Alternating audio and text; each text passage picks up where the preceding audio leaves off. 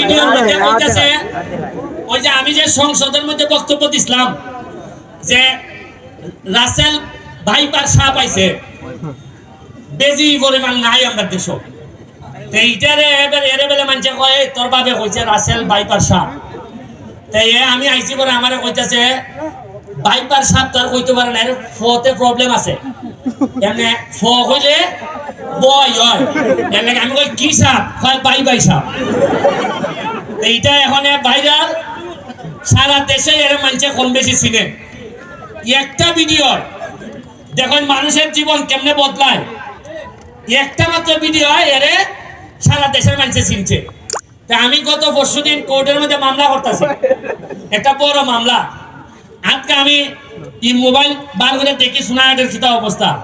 যে আসামি ধরা পড়ছিনি আজকে দেখি এক বেটির সাথে ডান্স করতেছে আমি কই সর্বনাশ